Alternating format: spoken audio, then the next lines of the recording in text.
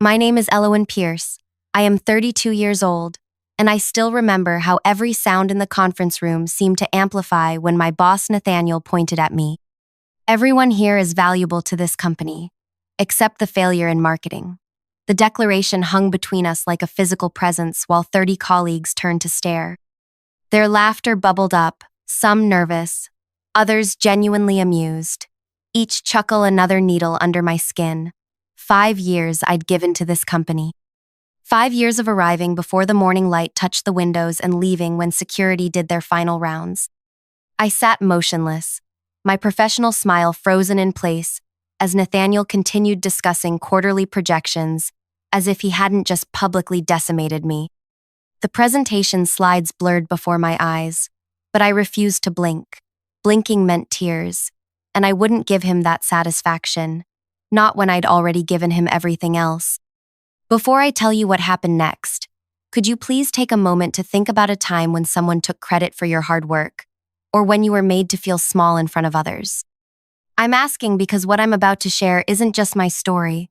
It's about what happens when people underestimate those they step on to climb higher. What you're about to hear changed not just my career, but my understanding of power itself. I never planned to work at Altitude Marketing Solutions.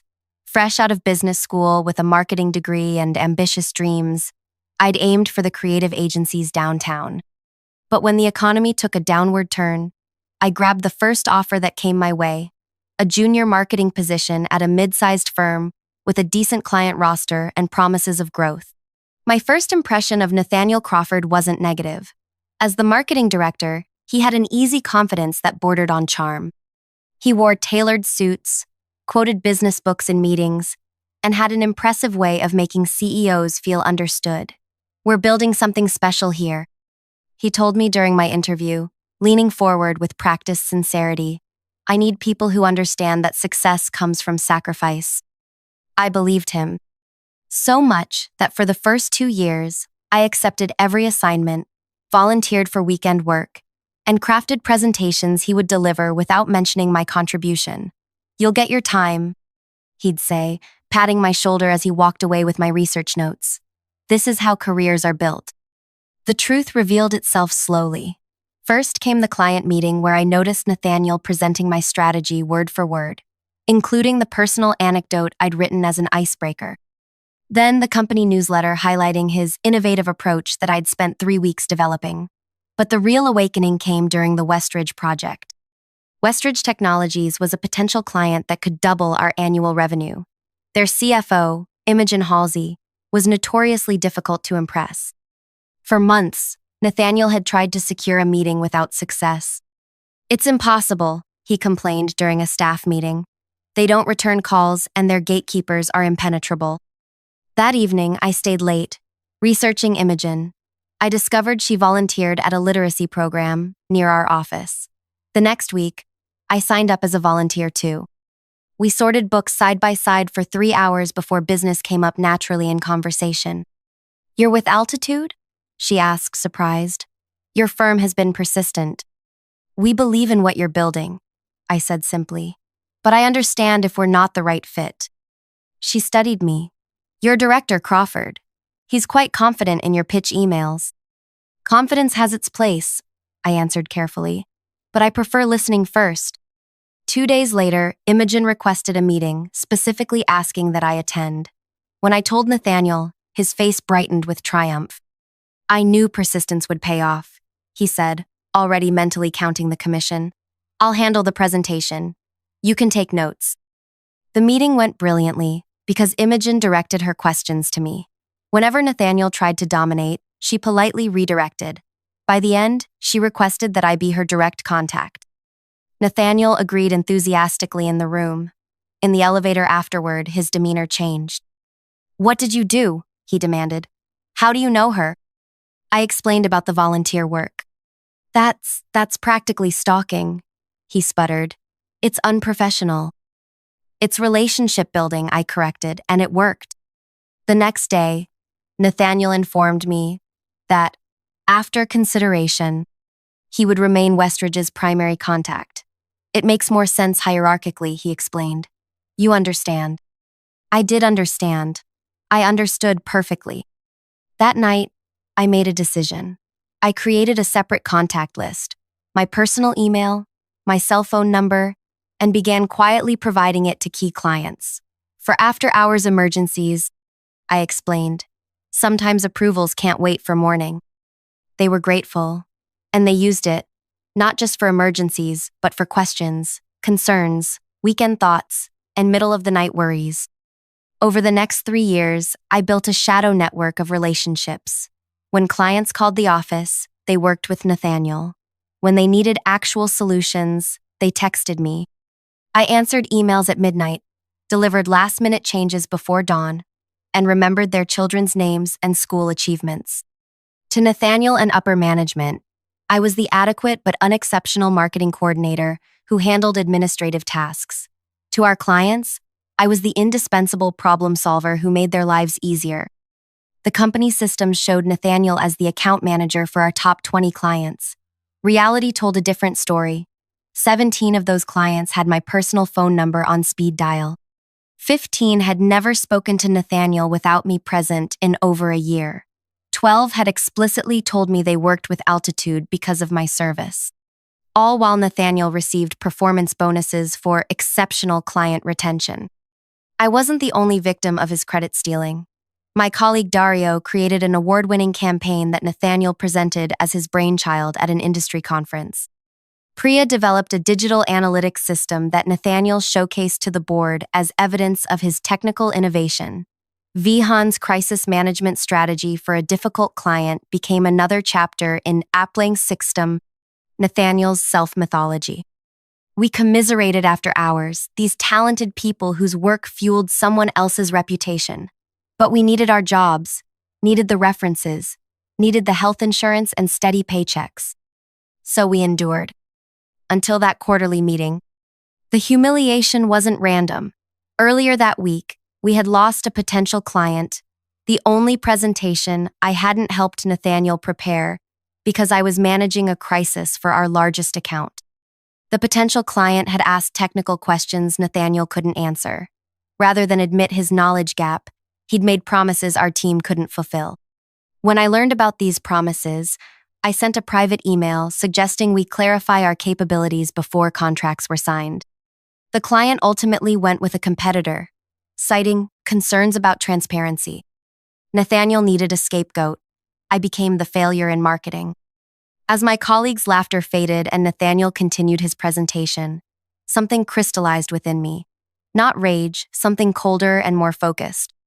I reached into my bag and removed a slim blue folder I'd prepared months earlier, never quite believing I would use it. Inside was evidence of what I actually contributed. Emails from clients praising my work, texts requesting my help specifically, and most damning written statements from our top accounts confirming they worked with Altitude because of their relationship with me. I rose slowly, interrupting Nathaniel mid-sentence. The room quieted as I walked to the front, placed the folder precisely in the center of the conference table and said, "For the board's review." Then I walked out. My hands trembled as I gathered my personal items. A plant, a framed degree, a sweater I kept for cold days. I didn't take my laptop or phone. Those belonged to the company. I had backups of important information elsewhere. I made it to the parking lot before I heard hurried footsteps behind me. "Aloan, wait!" I turned to see Vivienne Okafor, our CEO, clutching the blue folder and trying to catch her breath. At 57, with 2 decades of executive experience, she rarely showed anything but composed control. Now she looked genuinely alarmed. "You can't just leave," she said. "I believe I can," I replied. "My employment contract requires 2 weeks' notice, which I'm happy to provide in writing." "That's not," she took a deep breath. "You've just shown me that you personally control relationships with clients representing over 80% of our annual revenue. We need to discuss this." I looked at her directly. "Now you want to talk? After I've been publicly humiliated? After 5 years of watching my work become someone else's accomplishment?" "I didn't know," she said quietly. "You didn't want to know," I corrected. "Nathaniel delivers results. No one questioned how." She didn't deny it. "Come back inside." Not to the meeting, to my office. Please. I considered walking away. Part of me wanted the satisfaction of leaving them to discover just how dependent they'd become on someone they'd undervalued for years. But the wiser part knew that scorched earth rarely grows new opportunities. 30 minutes, I agreed. Vivienne's office occupied the corner of our floor, with windows overlooking the city. I'd been there exactly twice, once during my initial interview and once when I received a standard 3-year service award. She closed the door and took a seat, not behind her desk, but in one of the visitor chairs beside me. I've spent the last 10 minutes reading client emails about you, she said, tapping the folder. Imogen Halsey from Westridge says she would follow you to any agency. The Corrington Group apparently consults you before making marketing decisions. Not us. You specifically. 8 different clients refer to you as their actual account manager. She looked up. How did this happen without anyone noticing? People see what they expect to see, I said. You expected Nathaniel to be successful because he fits your image of success. You expected me to be forgettable because I don't demand attention. That's a significant blind spot on my part, she admitted. It's a common one. Vivienne studied me with new interest. What do you want, Elowen? A promotion? Nathaniel's job? Name it. I hadn't prepared for this question. I'd imagined walking away, perhaps with a settlement agreement to keep client information confidential. I hadn't considered that I might be given a choice. I want recognition, I said finally. Not just for me. For everyone whose work builds this company while others take credit. I want a client service model that values relationships over personalities. I want transparency in who actually handles accounts and compensation that reflects that reality. That's ambitious, she noted. So is controlling 85% of your client relationships while being called a failure in marketing, I countered. She acknowledged this with a slight nod. What specifically would this restructuring look like? For the next 20 minutes, I outlined a vision I hadn't realized I'd been developing for years. Account teams with clearly defined roles and visible contributions. Compensation tied directly to client feedback and retention. Internal systems that tracked actual client interactions rather than title-based assumptions. And Nathaniel? She asked when I finished. That depends on whether he's willing to work within a system based on accountability rather than appearance, I said. Vivienne was silent for a long moment.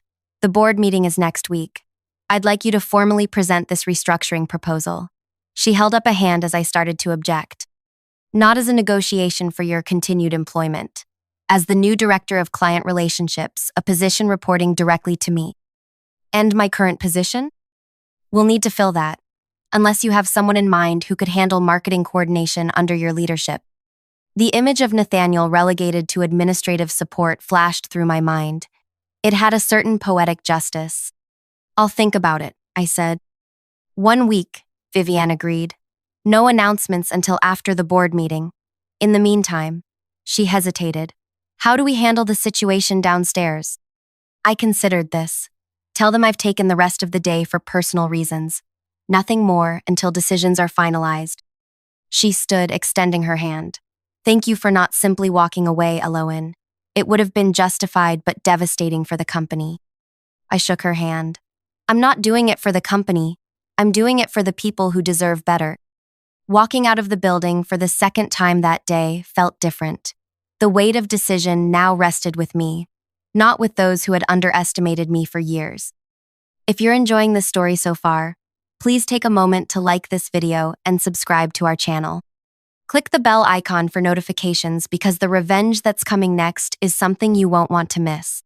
Every like helps others find this story too, especially those who might need to hear that sometimes the quietest person in the room is the one you should worry about most. The 7 days that followed were strangely quiet. I returned to work the next morning to find curious glances but no direct questions. Nathaniel avoided me entirely. Whether from embarrassment or strategy, I couldn't tell. I performed my usual tasks while mentally preparing for the board presentation that would either transform the company or end my time there. On the 3rd day, Dario caught me alone in the break room. What happened after you walked out? He asked, keeping his voice low. Everyone's talking, but nobody knows anything. Nothing's decided yet, I answered truthfully. He studied me for a moment. Whatever you're planning, I'm with you. We all are. Me, Priya, Vihan, everyone who's watched their work becomes someone else's victory lap. His support touched me more than I expected. Thank you. That means more than you know. At home each night, I refined my presentation, anticipating every possible objection. I created financial projections showing how my proposed restructuring would increase retention rates and expand existing accounts. I documented case studies of similar models in other industries. I prepared responses to the inevitable concerns about disrupting established client relationships. But my most important preparation had nothing to do with slideshows or spreadsheets. It involved personal calls to our top 15 clients, explaining that changes might be coming and gauging their reactions. Without exception, they expressed the same sentiment. They wanted to continue working with me, regardless of my title or the company structure. The night before the board meeting, Vivienne called me. "Are you ready?" she asked without preamble. "Yes," I said simply. "Nathaniel requested to make a counter-presentation," she informed me. I approved it. My stomach tightened. "I see. This isn't a competition, Elowen. The board needs all perspectives to make an informed decision." "Of course," I agreed, though we both knew that's exactly what it was, a competition for the future direction of the company. "One more thing," she added. "I haven't shared the client statements with the board yet. I wanted you to present that evidence yourself." I thanked her and hung up, wondering if her decision was fairness or strategy. Either way, tomorrow would change everything. The boardroom of Altitude Marketing Solutions occupied the top floor, with windows overlooking the city skyline. 10 people sat around a gleaming table, 8 board members, plus Vivienne and the company legal counsel. Nathaniel was already there when I arrived, his expression unreadable. Vivienne made brief introductions, then turned to me. "Ms. Pierce has proposed a restructuring of our client service model. Given her unique perspective on our client relationships, the board has agreed to hear her proposal." I connected my laptop to the presentation system, took a deep breath, and began. For the past 5 years, I've observed a fundamental disconnect between how we present ourselves to clients and how we actually serve them. I started. This disconnect creates vulnerability in our business model and undervalues our most important asset, the relationships that drive client retention. For the next 20 minutes, I outlined my vision. I described how account managers actually functioned versus how they were recognized. I presented data showing correlation between client satisfaction and their access to consistent support personnel regardless of those personnel's titles. I demonstrated how our current system created bottlenecks, miscommunication, and unnecessary hierarchy. Then came the moment of truth. To illustrate the reality of our current client relationships, I've provided each of you with a folder containing communications between myself and our top 20 clients over the past year. The board members opened their folders, expressions shifting from polite interest to focused concern as they reviewed emails, text messages, and written statements from the companies that formed the backbone of our revenue. "As you can see," I continued, "these clients believe they're working with me as their primary contact, despite our internal systems listing others in that role. This isn't about individual achievement. It's about acknowledging the actual relationships that drive our business and restructuring to strengthen rather than obscure them." When I finished, the silence felt electric. Board Chairman Elias Montgomery was the first to speak. "This is enlightening," he said carefully, "and concerning. Mr. Crawford, your response?" Nathaniel stood smoothly, adjusting his tie. His presentation showed remarkable adaptation. He'd clearly prepared for a different conversation, but had adjusted his approach after hearing mine. "Ms. Pierce raises valid points about our client service model," he began, surprising me with his apparent agreement. However, her interpretation overlooks key factors. He clicked to his first slide, a chart showing client acquisition rates. "While relationship management is important, acquisition drives growth. Our current structure allows specialized roles, visionaries who bring clients in, and support staff who maintain day-to-day communication." The distinction wasn't subtle. In his framework, he was the visionary, and I was merely support staff. "Furthermore," he continued, Restructuring creates unnecessary risk. Clients value stability. They appreciate knowing a director oversees their account, even if they sometimes communicate with coordinators for routine matters. His presentation continued in this vein, acknowledging my points while reframing them to preserve the hierarchy that benefited him. It was skillfully done, and I could see several board members nodding along.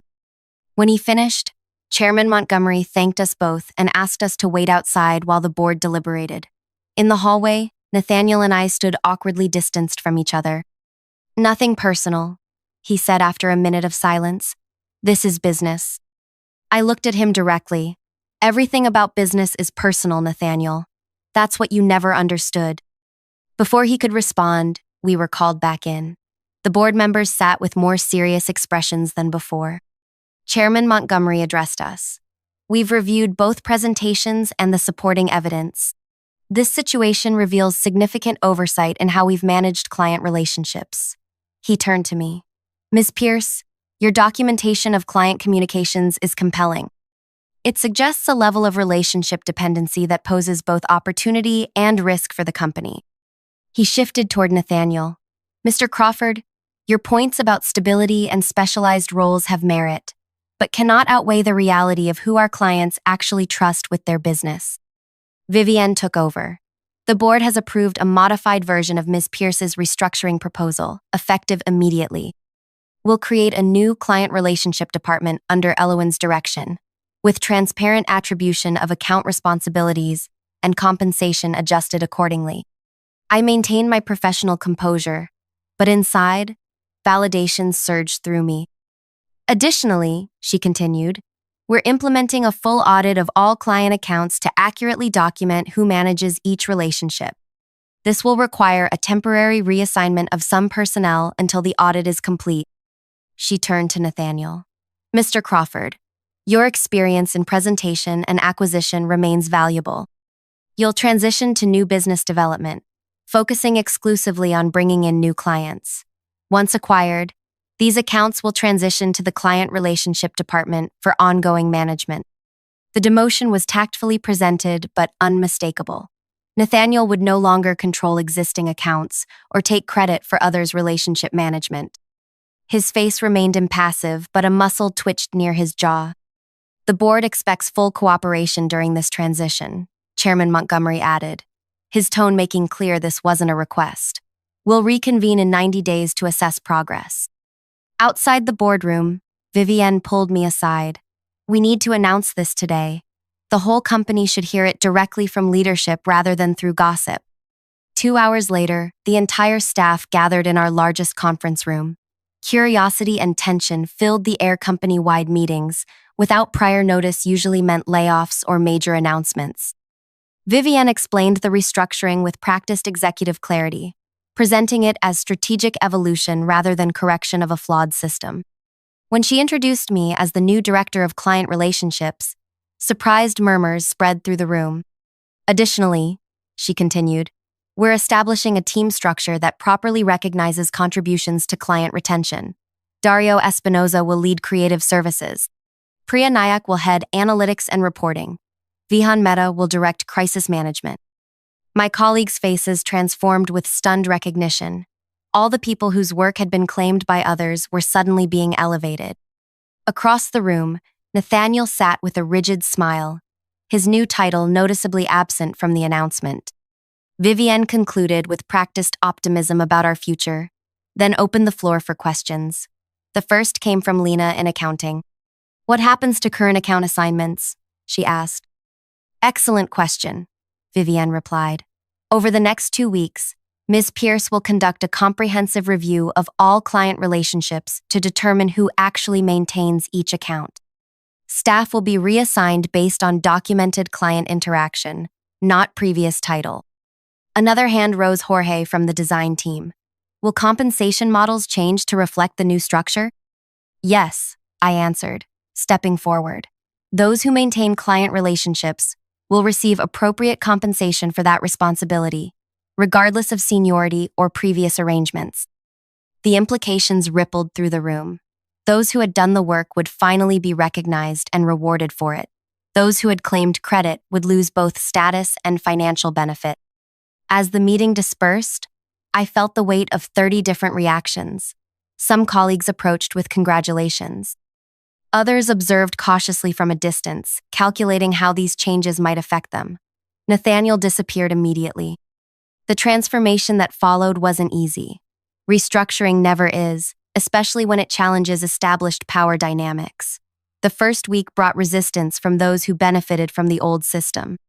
2 senior managers threatened to quit rather than have their actual client contributions evaluated. One followed through. The other reconsidered when a major client specifically requested to continue working with his junior associate instead of him. Dario, Priya, and Vihan embraced their new leadership roles with a mixture of excitement and trepidation. During our first department heads meeting, Priya voiced what they were all feeling. "This opportunity means everything," she said, "but I'm terrified of failing. What if I can't handle the responsibility?" "You've already been handling it," I reminded her. "The only difference is now you'll get credit for it." Nathaniel's adjustment proved most difficult. New business development isolated him from existing clients and required skills he'd claimed to have but had actually delegated. Without a team to generate ideas or prepare materials, his performance quickly revealed the gaps between his reputation and his capabilities. 3 weeks after the restructuring, he appeared at my office door. "Do you have a minute?" he asked, his confident demeanor noticeably diminished. I gestured to the chair across from my desk, the same desk that had been his before our offices were reassigned. "This isn't working," he said without preamble. "I need support staff for new business development." "Everyone needs support," I acknowledged. "That's why we're building collaborative teams rather than hierarchies. I can't create presentations like your people do. I can't generate the analytics Priya provides. Without that material, I can't land new accounts."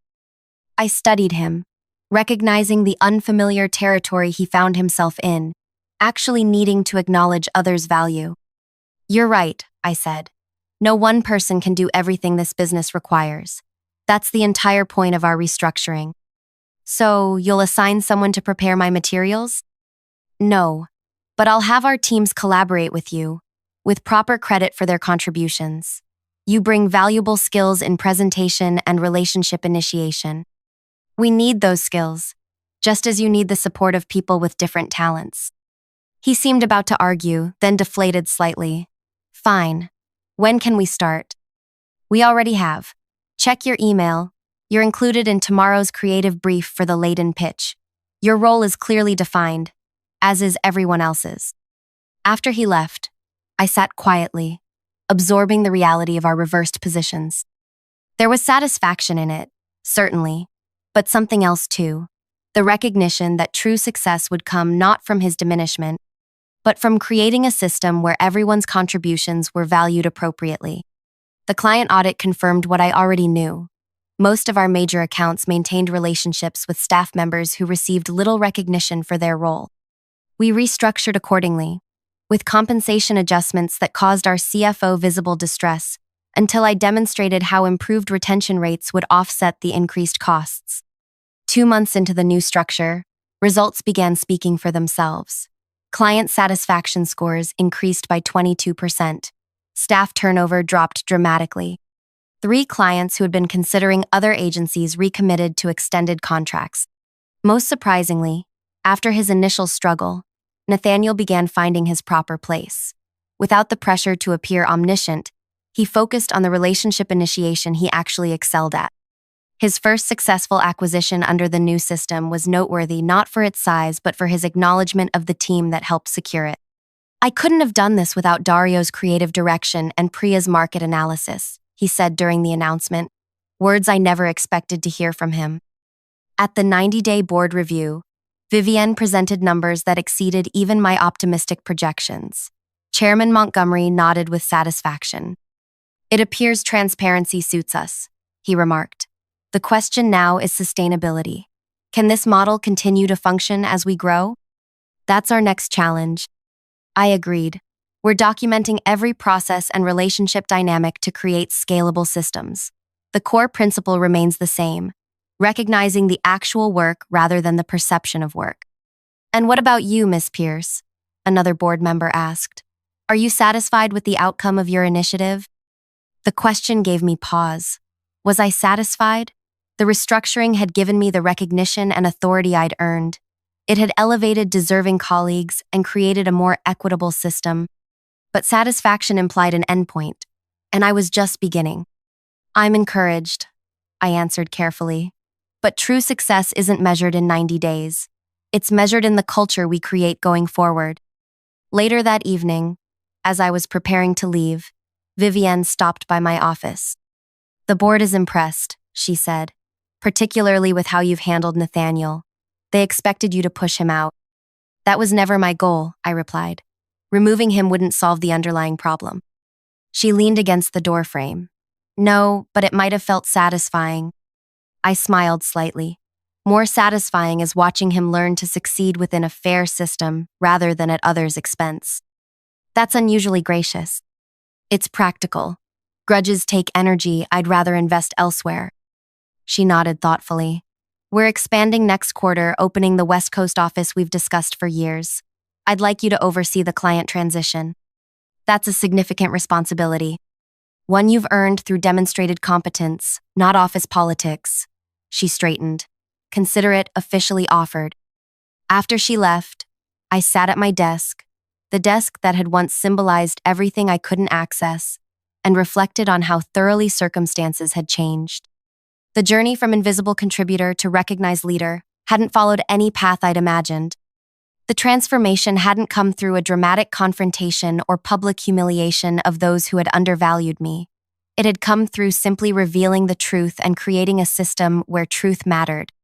6 months after that fateful quarterly meeting, I stood at the podium during our annual company gathering, preparing to announce our record growth numbers. Scanning the room, I saw a transformed organization, Priya confidently briefing new analytics staff, Vihan mentoring junior crisis managers, Dario reviewing portfolio pieces with his expanded creative team, and Nathaniel, sitting with the business development group he now led effectively rather than ceremonially, actually listening to a junior member's suggestion. When Vivienne introduced me, the applause felt genuine rather than obligatory. I stepped to the microphone, took a breath, and began. 1 year ago, I sat in this room believing my contributions would never be recognized. Today, I stand here not because that belief was wrong, but because when recognition finally came, it revealed something important. Success isn't about individual achievement. It's about creating systems where everyone's contributions matter. I proceeded with the formal presentation, sharing growth figures and client retention statistics that demonstrated the effectiveness of our restructured approach. But the most significant metric wasn't on any slide. Our employee satisfaction has increased 58% since implementing transparent attribution and compensation. People stay when they're valued for their actual contributions rather than their ability to claim credit. Afterward, as conversations flowed around me, Nathaniel approached hesitantly. That was a good presentation, he said, the compliment clearly difficult for him. Thank you. He shifted uncomfortably. I've been meaning to say, the new structure works better than I expected. Coming from him, this was monumental admission. It works because everyone contributes what they're actually good at, I said, including you. He nodded, a flash of his old confidence returning. The Meridell account. We couldn't have landed it without the team approach. I make the introduction. Dario creates the visuals. Priya provides the analytics. And you structure the relationship management. Exactly. He started to walk away, then turned back. For what it's worth, I was wrong. About you being a failure in marketing. It wasn't quite an apology, but from Nathaniel, it was the closest I'd ever get. I nodded my acknowledgement, watching as he rejoined his team. Later that evening, I stood by the windows overlooking the city lights, contemplating the journey that had brought me here. A voice interrupted my thoughts. Quite a transformation, Vivienne said, joining me at the window. Both for the company and for you.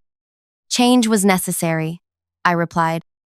Yes, but change doesn't always happen so successfully. She turned to face me. The board has authorized a new executive position, Chief Client Officer. They'd like to offer it to you. I raised an eyebrow. Another promotion? Not just a promotion, a seat on the board itself. Policy, making authority beyond just implementation. The offer represented everything I'd once thought unattainable: recognition at the highest level, influence over company direction, equality with those who had once dismissed me. "I'll need to review the details," I said, maintaining professional composure despite the surge of validation I felt. "Of course." She handed me a folder. "Review it this weekend. We'll talk Monday." As she walked away, I opened the folder and saw the compensation figure triple my current salary, plus equity options and performance bonuses. Material recognition to match the professional acknowledgement. My phone buzzed with a text from Dario. "Heard the news from Vivienne. Celebration dinner tomorrow?" I smiled and replied affirmatively, then returned to watching the city lights. The greatest revenge against those who underestimate you isn't to destroy them. It's to create something so undeniably successful that they're forced to recognize their misjudgment, and then to include them in that success on fair terms. The company flourished not because I won and Nathaniel lost, but because we created a system where winning wasn't zero-sum, where credit went where it belonged, where value was measured by contribution rather than position. If you've ever been underestimated, overlooked, or had your work claimed by someone else, I hope this story resonates with you. The path to recognition isn't always confrontation. Sometimes it's about quietly documenting your value until the evidence becomes undeniable. It's about building authentic relationships that matter more than organizational charts. Have you experienced something similar in your workplace? Or found a way to claim recognition for your contributions? Share your story in the comments below. Your experience might be exactly what someone else needs to hear right now. Don't forget to subscribe for more real stories about workplace dynamics and professional growth, because sometimes the most powerful thing we can do is simply recognize ourselves, even when others don't.